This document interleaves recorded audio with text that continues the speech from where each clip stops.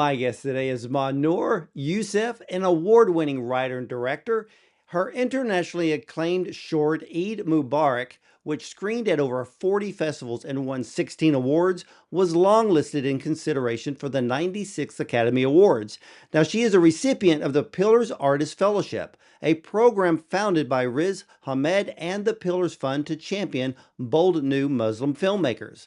Now, her newest short film, 1111, was selected for Cate Blanchett, Coco Francini, and Dr. Stacy L. Smith's Proof of Concept Accelerator, chosen by a committee that also included Greta Gerwig and Lilly Wachowski in partnership with Netflix and the Annenberg Inclusion Initiative and Dirty Films. Now, 1111 premiered at the Oscar qualifying HollyShorts Film Festival. So, ladies and gentlemen, let's welcome filmmaker Mahnoor Euceph and her short film 1111 to the show. Welcome. Thank you for having me. Well, I enjoyed the film 1111, but I'm very curious what inspired your love for filmmaking? Well, I think I was always obsessed with films. My parents let me watch really inappropriate movies when I was very young. And we kind of had a family where after we'd watch these movies that were definitely for adults and not kids, we would like sit together and my dad would, you know, ask us questions about the movies and analyze them together and he'd be like, "Well, okay, this is a visual motif and this was an audio motif and here's what do you think it was saying and here's what I think it was saying." So I think I really learned very quickly at a young age that there was a lot to movies. And in fourth grade, the same year that he told me who Malcolm X was, he told me what a film director was, and my dad really emphasized that you should be a leader. Whatever you do, you should be a leader, and you should be the greatest at whatever you do. So it's like, okay, and he's like the director is the person who leads the film, and it's their vision, and they're sort of in charge of the whole thing. And I was like, okay, that seems like an interesting sort of thing to do. So I think it was he inceptioned it into me in fourth grade, and then eventually through all the different art classes I did and undergrad at UCLA, I was like, okay, let me commit to this, and I did my master's in film at USC, and then it was off to the races after that. Wow, that is pretty impressive. So, what is your favorite film of all time?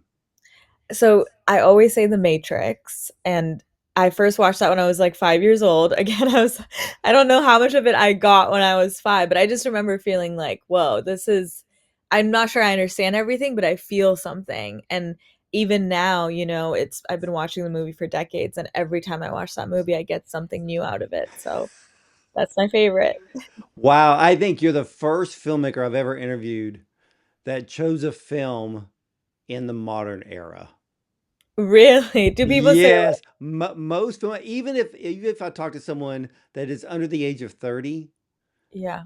I always find young filmmakers, they have an old soul. So they go back to something that was in the 40s or maybe the 70s and maybe the early 80s. So I find it very interesting, but I have to hand it to you.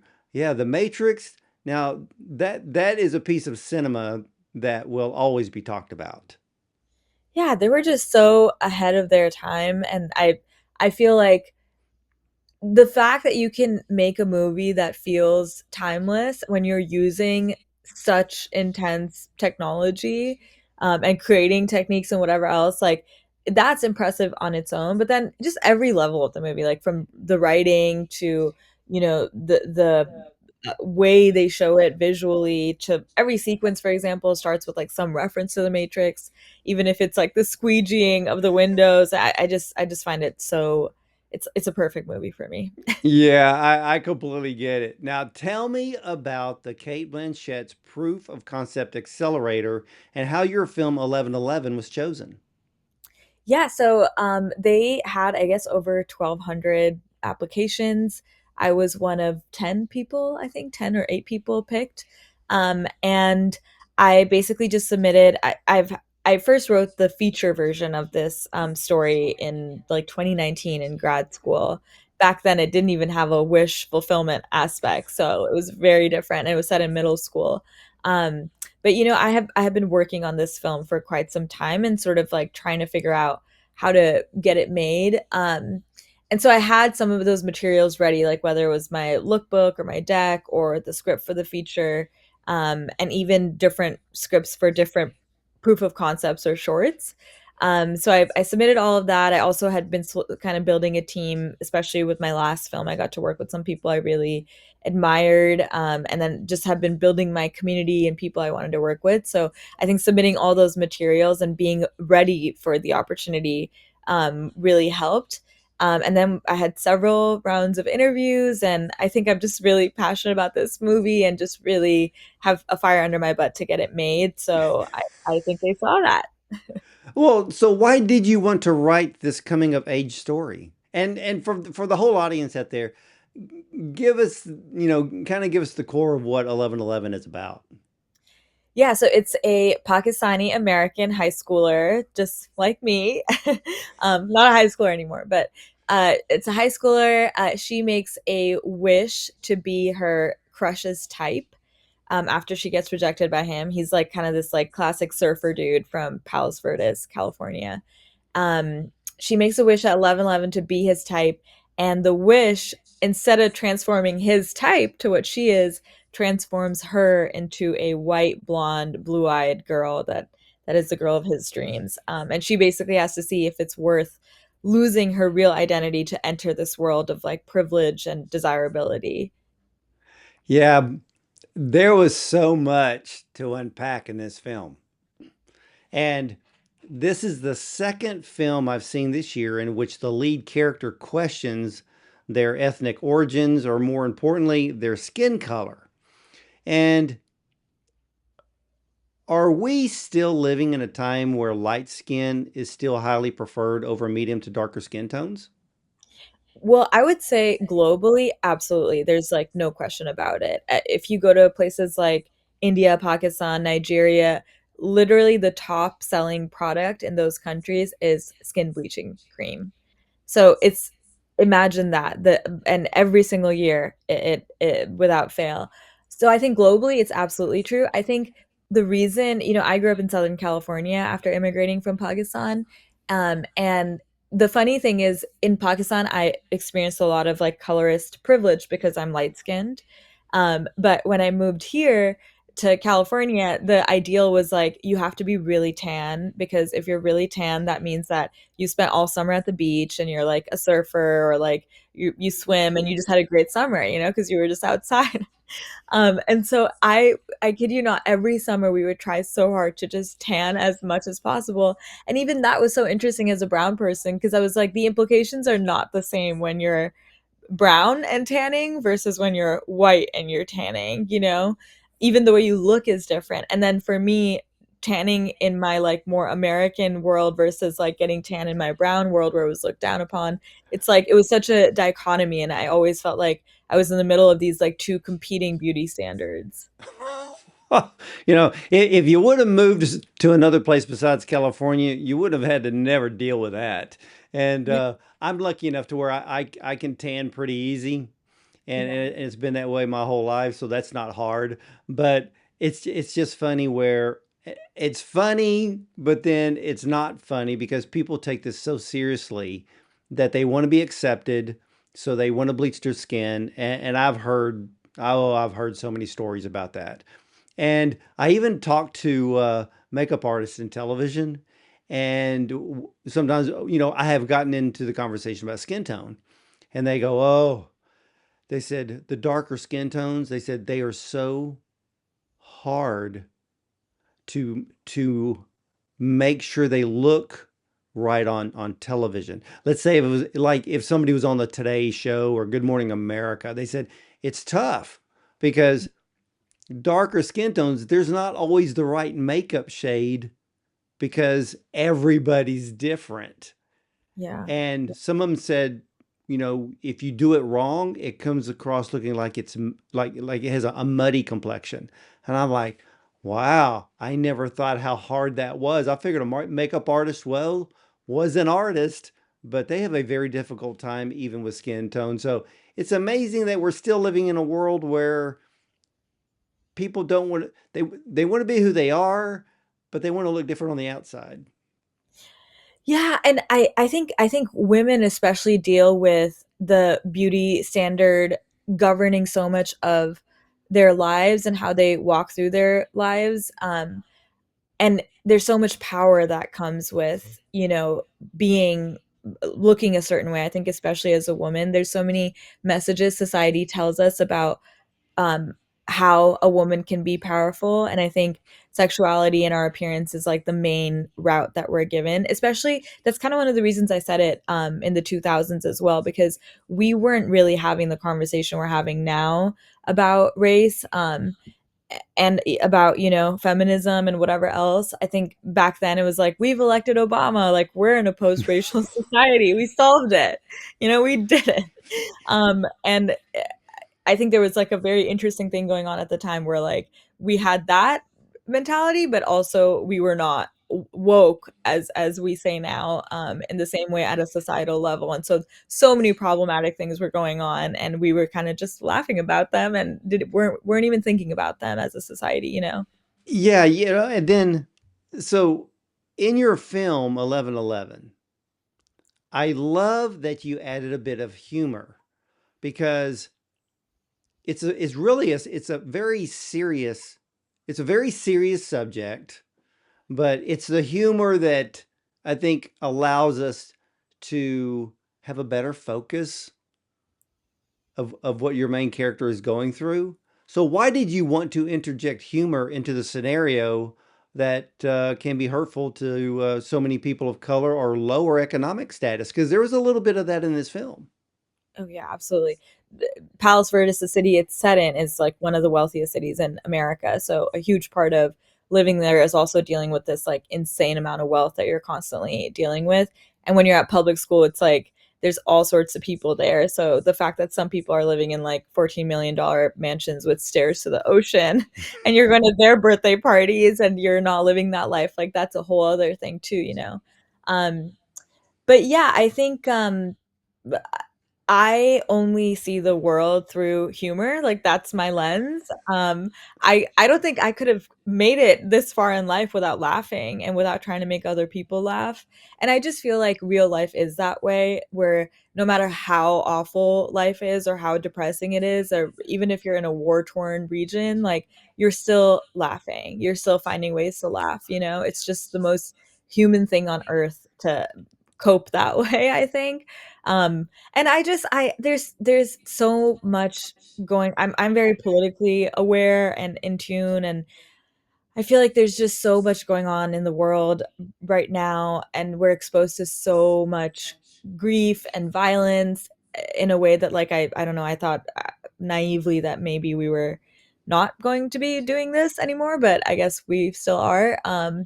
So I just feel like, when you go to the movies, like, of course you want to reflect on life and you want to um, you know, feel things. But I think that I want audiences to feel light when they're watching my movies, and I want them to feel like, okay, even if I cried, I laughed equally hard. Well, you kick this film off in a very humorous way, and you bring up five different types of people, and Nori isn't any one of them. She's actually proud of her Pakistani heritage. So the five different types, are those the terms that you grew up with in school? I mean, I invented a bunch of them based on my own observations, but yeah, a lot of them are common. Like I wanted to reclaim fob. Fob is fresh off the boat. I identify as a fob, but I was like, I changed it to future overachieving billionaires because, unlike Nuri in the movie, I, as Mahnoor, have the hindsight of living decades past high school and kind of being able to reflect on where those people go. So all those fobs, they really are doing well for themselves. Some of them are prime minister and some of them are CEO. So good for them. But yeah, some of them are common, like coconut. Also, the whole brown on the outside, white on the inside. That's a common one. But I'm very proud of the halal harami that still gets me because that is such a real So Such a explain what that one is, because that one was really funny, and it was really because it was really poking fun. Yeah. I mean, she's like a judgmental high schooler, you know? So she's like judging everyone, but I think it's also like a coping mechanism to have safety for herself because as an immigrant, you really are noticing things constantly and categorizing things and being like, okay, well, because nothing makes sense when you immigrate, you know? So you have to like put things in boxes that you can understand. And you're like, okay, well, that's what this person is, and am I that or not? So you're constantly checking. But the halal harami, I think every religious religion has this person, no matter what religion you are, and it's the person who is, you know, halal in the streets, haram in the sheets. But basically, like you're very pious and very you present as very pious and everything, especially in front of your parents, and you're doing all the things on the outside, whether it's going to the mosque or going to the church, and you're praying and you're doing all the things, but you have a double life and you're also like dating and doing all the things that are against your religion, you know. So for Muslims, that's like drinking and partying and, you know, having sex before marriage. And I'm sure every religion has a version of that. Yeah, I would say so. And I thought with the coconut, like you said, and I laughed because it was brown on the outside, white on the inside. But what's the real difference between the coconut and the race trader? So the coconut, I think they're like the hipster, you know, they're just like involved in a subculture, and it's not that they necessarily like are hating their brownness or whatever. They're just sort of like involved in a niche subculture to such a degree that they're not even that aware, you know? So like like the kind of stereotypes is like back then, especially, you know, there were bands like Blink 182 and all these like rock kind of punk rock sort of bands, and it was always white people in those bands, and they had a way of singing, you know, where like it was like an accent where this famous song is like my I miss you, and the way they sing it is like where are you. Like the coconut can like do that, you know? But the race trader is like they're only they don't want you to know they're brown. Like they don't even know themselves that they're brown, you know? So they're like their name is easy to pronounce. They're usually light skin. They're like wear subtle contacts or something. Like, you know, they their parents kind of let them do whatever so they can wear like the most scandalous clothes or whatever else, and it's like they just they do not want to be associated with brownness at all. That's like their main thing. That is weird because, and I really find that weird because, what's it been past couple of years? We have white people that say I identify as black, and I'm like, you're not black, you're white. And the whole identification thing is just weird. And I get it for some of those that are trying to hide it. Maybe Yeah. they live in an area or community that tends to be on the racist side. Yeah. And so I get it. I get it. But I thought the way you kicked this film off was really funny. Thank But at the you. same time, you ended the five times with Nori being proud of who she really is. Yeah. But then you sting us with the line in the film, "You're not my type." That is a line that normally people would mentally say, but not say it outwardly. And Yeah. you bring it to the forefront and you just really sting us with that. And it kind of surprised me because, you got the whole base of this film in California.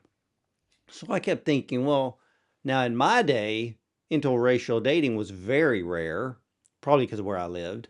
But today it's widely accepted in most parts of the country. I mean, how much influence do parents have over who their kids date, for example? Yeah, I mean I think it depends on, you know, who your parents are and who you are and how willing you are to do what you want versus what your parents want. But I think, you know, it's not necessarily about like there were definitely there was plenty of interracial dating and all that going on in high school. I think the thing in this context is that even in PV now, like PV is very white and very Asian. And actually there's like a division, like there's two high schools, and one high school is known as the Asian high school and one high school is known as the white high school. Um, so there's lots of, and the common thing is like Hapa people, or like half Asian, half white. And they always will have like the stereotype in PV was like they'll have like a white conservative dad and like an Asian mom. And it was something you saw all the time, but even that, it was like, okay, that was accepted, that was very common. And like, the Japanese have been in PV for like 4 or 5 generations at this point, so it's very Asian, but that was accepted, and there was a certain type of like ethnicity and way of presenting your ethnicity that was accepted. But being Pakistani Muslim in a very recently post 9/11 world, even now in LA, like people don't really, when I say I'm Pakistani, people are like, Pakistanian, like they're like, what? Where is that? Like so exotic. And I'm like, Well, it's next to well, India. whoa, wait. You have people who tell you, where is that? I'm like, people, you should have already had the globe memorized by now. I know. I know. Like it's shocking to me, but people really don't know anything about Pakistan. Um, and when I moved here, I kid you not, I moved to San Diego in California, and I had kids being like, "Do you ride camels to school?" Like, That's a like kid thing, okay? That's a that's a kid thing, and I get that. It would be racist if it was an adult. yeah, yeah. Because I had a very dear late friend of mine who was born in Pakistan, but his family, they they crossed the border into India Oh, because they didn't want to be living under Muslim rule. okay. They converted when they crossed over. They're like, okay, we're Hindu, Oh, okay. and Yeah. I was stunned. But I'm like, wow, for real. And but in his line of work, being being Indian bode very, very well. Yeah, yeah. So You there, know, even, look at that. Like even in there's so many interesting like racial and religious politics going on, like no matter where you are. I feel like even in America, like in California, depending on what neighborhood you're in, there's a different beauty standard, there's a different racial makeup, you know. It's wild. Each neighborhood has their own thing that, you grow up and you're like, wait, your neighborhood didn't have that? yeah, but see, I liked it in your film because the fact is, okay, your lead actress, Yeah. when she came on screen, I'm looking at her and I'm like, she's beautiful, Yeah. and I'm In real like, life, he's a model. So, well, she's tall for one, yeah. and she has the eyes. That's the first thing that I noticed with her, and I'm like, why would you want to be someone else or to be someone else's type? You kind of stand, when I looked at her, I'm like, you kind of stand above everybody else. And in her case, it's great to be that kind of different. I mean, that's a positive kind of different, Yeah. and would work to her advantage. But with the teenager Jeff, all his friends were white. Yeah. And which I know you did that for a reason, but in the scene at his house, they're making fun of other races, mostly Indian, when Nori is her alter ego. But what I love the way that you did this film and the storyline was she got to be a fly on the wall in the scene in the jacuzzi. And it Yeah. was sad to hear how others make fun of other people. Yeah, they're teenagers, but still, it's very hurtful because I know in high school, a lot of people get their feelings hurt. A lot of people are bullied, and sometimes when they get out of high school, they don't shake that off. Yeah. But Yeah. it was very hurtful that she heard it about herself. Why was it so important to you to have that particular scene and to highlight that, I guess, that behind the scenes look of others. Yeah, I think because, when Nuri makes a wish to be Jeff's type, what she really wants is for Jeff to like her for who she is. And I think she doesn't understand why she isn't his type because she feels like she's cool, she's pretty, she's like got all these things to offer and she just does not grasp what's going on. And I think what I wanted to show was first with all of those like moments that get uncomfortable, it's actually Nuri who unleashes that like wave of racism or ignorance or microaggressions or whatever. And she does that because she doesn't understand that when she's now changed in this context, she can't do the same things and they're not going to be taken the same way as they would be taken if she was brown. If you do like the accent when you're brown, then you, depending on who you're with, like either you're having kind of an inside joke with fellow brown people or you're like the race traitor and you're making fun of your race to like get away from it or whatever. But if you're a white person doing an accent, that's a different kind of ball game. And like some accents, like we had these like unspoken societal rules of like you can, if you're a white person, no problem if you do a British accent, an Australian accent, a French accent. But if you these days are going to do a Chinese accent or an Indian accent, then it's going to be taken a different way depending on who you're with. So I wanted to show that like the same thing in a different context yields different results, and she sort of gives permission to all these other white kids to go there. Um, Yeah, yeah, she did. She did. And yeah, it's kind of, well, it's kind of funny that even with the Simpsons, the voiceover actors, even the one that does Apu is not Indian.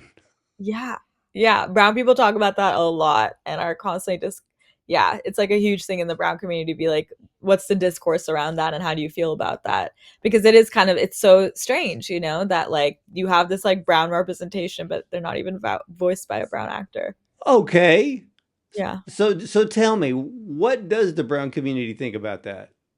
Well, I think there's mixed opinions. Obviously, some people are just like, okay, it's a win because it's representation. But I think generally, at least like I said, I'm pretty political, so I think in my community, it's considered problematic that you would have this character. It's kind of seen like, the way that like you see old Hollywood for like hiring white actors to play different races, in live action, not just voice acting. And I know there's like a bit of differentiation in the whole acting world because it's voice acting, but I think for brown people, it's like if you're going to have a role like this, you should have a brown person doing it. But also, if you had a brown person doing it, how would they feel about some of the things that are being said by this character?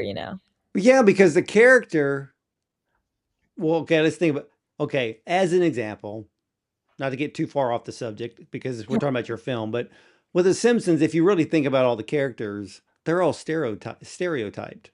Yeah, yeah, And I find that to be a problem in film. yeah, yeah. It's You know, really easy to go into stereotypes and tropes in film, I think. oh yeah, I've even and I've talked to other filmmakers about this. And I kind of get irritated with filmmakers of a particular race that still produce films stereotyping their own. Yeah, And I'm like, yeah, why? Aren't you trying to escape that? yeah. So there you go. That's like the difference between the coconut and the race trader. The coconut is doing that. You you nailed it. You nailed it. You nailed it. So yeah, so this your film 1111 is very poignant in so many ways, and but I love the film. I mean, because the whole message, but in the end, you know, she understands and wants to be her. Yeah. And that to go back to your previous question, I think when she is this like fly on the wall and she sees how they see her, I think then she understands that it's not really about what's on the outside. It is about that, but it's just who she is. Like she's been doing this work to like even in the beginning of class, she's like sharing about her Indian classical dance and she's always like teaching people. And to them it's just like a joke and it's not desirable and it's not something that like, Jeff is like, wow, that's hot. It's like Well, okay, and yeah, see the whole jacuzzi scene that was not, not only were even though they're teenagers, and I'm really not letting them off the hook for that. It was racist, but when you listen to the dialogue, there's also an economic status within that. Exactly. Like they're better because here they are in a jacuzzi, like you said. Their parents were probably living in a house that's worth a few million, and they think they got everything going for them, but then they want to down everybody else, Yeah. and and that whole scene because is so it's a really powerful scene because we're not laughing at that point. Yeah. Even though you do interject humor, and I loved her friend. I know. She, Jasmine. she, you know, she, she brings all the cute moments in there. It's like if you're in high school, it's like you want to have a friend like that. Exactly. Your ride or die, who's saying what the poo. Yeah, yeah. So I absolutely loved it. But then when they were in class and like you just said that she was sharing, you know, uh, the type of Indian dance. Yeah. I thought that was really cool, but it shows the mindset of teenagers. Some of them are there, their mind is nowhere near what's going on in class. Yeah. Yeah. They're either thinking about the new video game that they're going to play when they get home, or they're trying to hide their smartphone in class so it doesn't go off because they're texting friends in another class. But Exactly. yeah, but I love the fact that you focused on her, and she was very proud where she came from and was trying to share. Which funny was for her, she had an adult mind. Everybody Yeah. else in that class was acting like a 12-year-old. Yeah. And I also think that that's kind of the thing about that like popular friend group. It's that, they weren't trying to be like awful, malicious, whatever people who are like extreme racist. I think they're just like privileged and careless, They're just like and what I think the privilege allows them to just like only think about themselves, where they're just like everything is a joke, everything's funny, everything's just they're not thinking about how they're making other people feel. They're just thinking about themselves. Yeah, yeah, and you show that in a very subtle way of the selfishness, Yeah. race, economic status, but you balanced it so well in this film. Now, I know that you premiered at Holly Shorts. Yeah. What was the reaction? It was great. It is so nice to watch the film with like a theater full of people because it just makes it so worth it to hear the audience, laughing at all the places you want to laugh at, have them laugh at.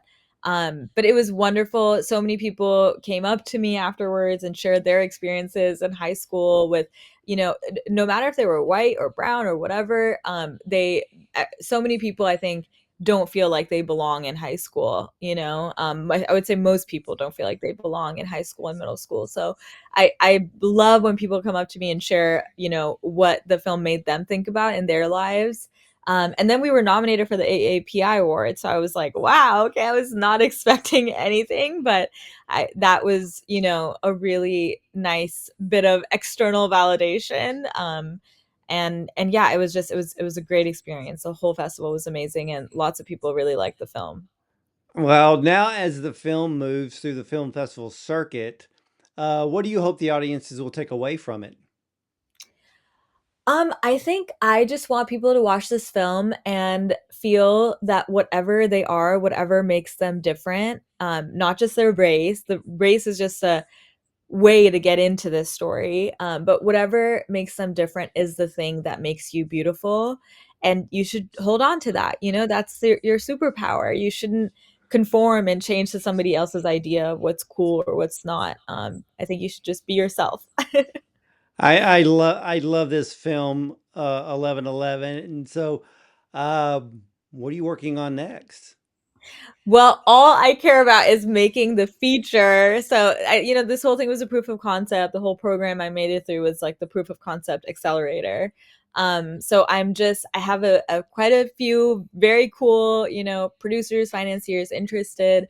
I'm just rewriting. I'm on a fifth draft now, so I'm trying to get the draft into a good spot. And I'm trying to do all these writing labs. And if anyone's interested in financing a teen girl feature, let me know. But that's all. That's really what I'm focused on. You know,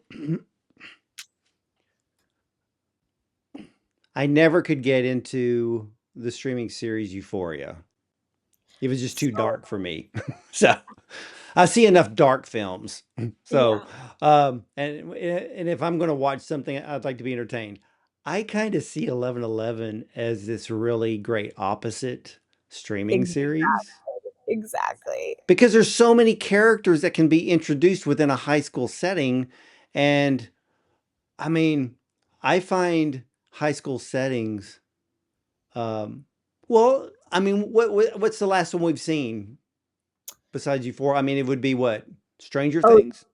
actually, right now, I think the summer I turned pretty, although they're in college now. So I guess they've aged out of Yeah, high school. yeah, but you bring it, but see, you bring this incredible story and concept to where you can have multiple characters, multiple cultures and races Yeah. there, and because of the comedic part, there's poking fun at oneself and maybe poking fun at others, but like you said, not in a hurtful way. They're teenagers. They Yeah. don't know everything. They don't know, like you said, they don't know what they're doing. They really don't. May- Maybe in like 10 years, they'll be like, wait, that was not nice what I said. Yeah, yeah, and it's like you know how you see those movies where like one character 10, 20 years down the road gets in contact with a former school friend and says, "I just want to apologize." Yeah. Yeah, yeah. So I get 1111. I go even though I'm on the white side, I completely got this film. Love this film so much, and thank you, Mahnoor, for uh, bringing some lighthearted comedy to short films this year because we really needed a lot of it. Yeah. You know what? My pleasure. I love making people laugh. So, and I love watching comedies. So I love to do it. Yeah, well, keep making us smile, keep making us laugh. And ladies and gentlemen, 1111, this is a comedic and profound exploration of the painful yet liberating realization that true belonging can't be found by becoming someone else. Now, when 16-year-old Pakistani American Nouri's wish at 1111 to be her crush's type goes awry, magically transforming herself into a white, blonde, blue-eyed girl, well, she must undo the wish before losing herself entirely. Now, Mahnoor's film 1111 drives the message home that we are still living in a world with blinders on. America was once called the melting pot, but we are again still living in a time where many don't want it to be melting into one color. Now, I've always said we must embrace our differences and learn from one another. I loved that the main character, Nori, was proud of her Pakistani heritage and wanted to share it with others. Look, I know teenagers can be closed minded at times, and the households in which they are raised are the environments in which that mindset is born. So when 1111 comes to the film festival near you, please be in the theater to watch this absolute delightful coming of age story. You'll learn more about those around us a little bit more. So I want to thank you so much for sharing your film with me today. Thank you. Thank you so much for having me. It was a great interview. Oh, well, I thank you for that. And ladies and gentlemen, you can catch all of the Bond on Cinema interviews at bondoncinema.com. Check out our Prime show, our YouTube channel, and you can listen to us on Spotify, iTunes, Audible, and more. And remember, you'll either see me at the movies or from the red carpet.